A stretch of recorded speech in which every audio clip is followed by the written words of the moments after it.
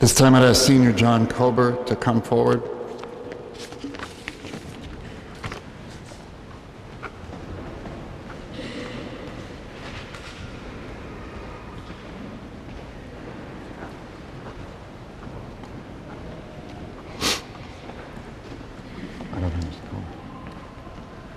John is joined by his uncle and his dad for the presentation of an honorary diploma.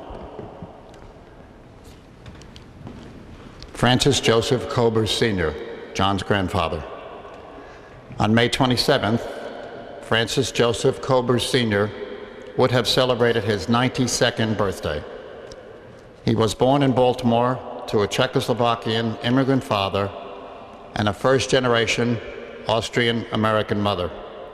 In the 1920s, after attending the Shrine of the Little Flower parochial school in Baltimore, which at that time was a missionary school, he went to Mount St. Joseph during the 1930-1931 academic year. Francis, known mostly as Frank, ran track and cross-country for the Mount. He excelled in math and was a pretty good boxer. After completing part of his junior year at the Mount, the Great Depression and ensuing World War necessitated his first having to work and then serve his country. Marrying, he often linked his Mount St. Joe stories. He reflected on the wonderful lessons, both academic and personal, that he learned. He said that in his days, the good brothers would not tolerate inappropriate behavior from Mount St. Joseph young men. One day, a good Zavarian brother was told by a student that he didn't do his homework because he didn't feel like it.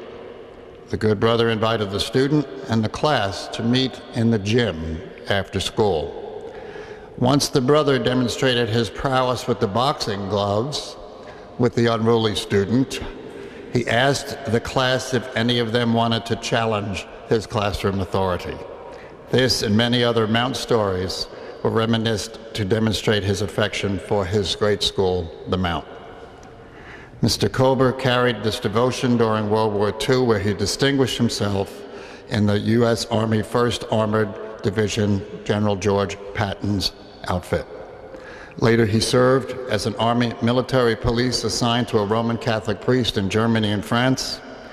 As a Catholic war veteran, his accomplishments of the post were many. He served several terms as commander and other offices for St. James Old Town Post. Some of his most notable accomplishments were lobbying for the insertion of the phrase, "In God We Trust," a national initiative of the Catholic war veterans. He campaigned for the election of our nation's first Catholic president because he lived during a time when Roman Catholics were never considered for the presidency. His most noble accomplishment, according to his children John, Mary Rose, Mary Ann, and Frank Jr., was to accept into the Catholic War Veterans Post the first Catholic African American member. When many of his fellow members wanted to deny this man entry because other CWV posts had done the same, Mr. Kober stood firm. His response to his fellow vets was, "I am not going to deny a Catholic veteran entrance into our organization because he is a Negro.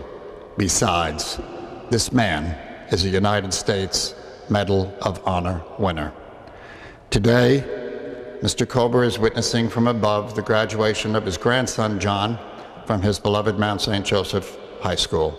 It is our pleasure to present an honorary diploma, honoris causa, to Francis Joseph Kober Sr.